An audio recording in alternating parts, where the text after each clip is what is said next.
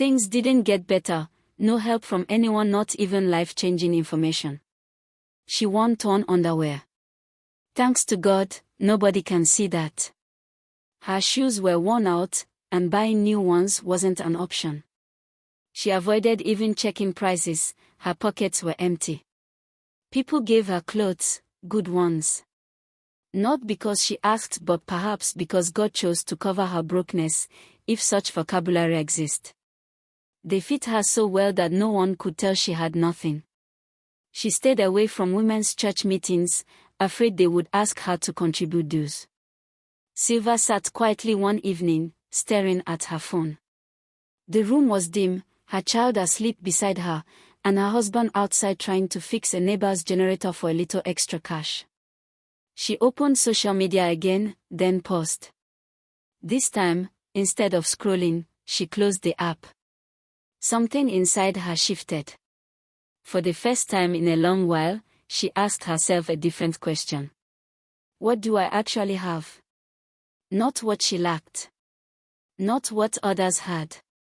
But what she already carried. She thought deeply.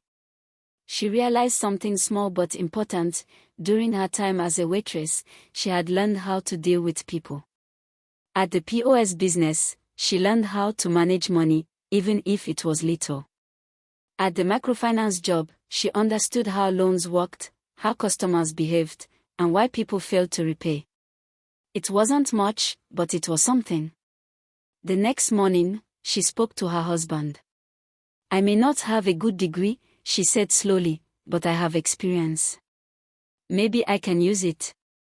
Her husband looked at her, tired but supportive. Try, he said. We have nothing to lose. Silva started very small. She borrowed her husband's phone and began recording short videos. At first, her voice shook. She almost deleted the first video. But she didn't.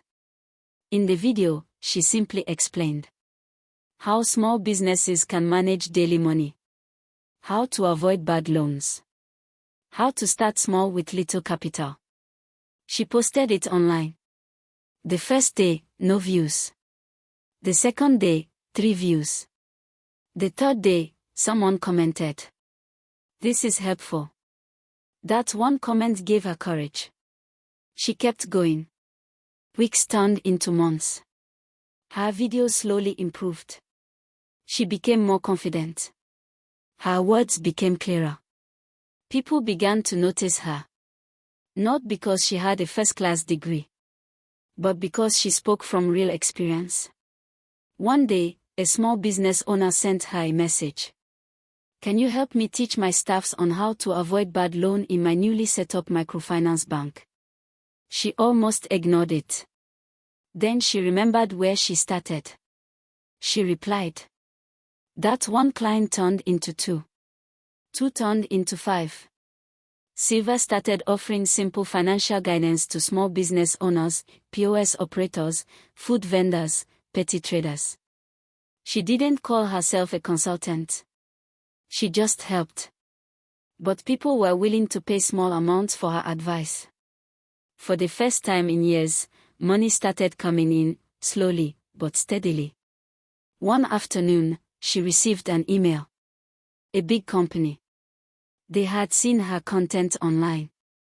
They invited her for a role not based on her degree, but based on her knowledge and practical experience. Silva stared at the email for a long time. Tears filled her eyes. Years later, Silva sat in a modest but comfortable living room. Her child played happily nearby. Her husband, now running a better business of his own, smiled as he watched her prepare for an online training session. Thousands of small business owners now listened to her. She no longer introduced herself as Silva, a third-class graduate. Instead, she said, I help people grow from small beginnings. One day, she came across her old classmates again on social media. This time, she didn't feel discouraged. She smiled. Because she finally understood something.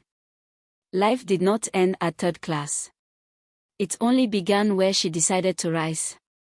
Sometimes, The doors that refuse to open are simply guiding you to build your own.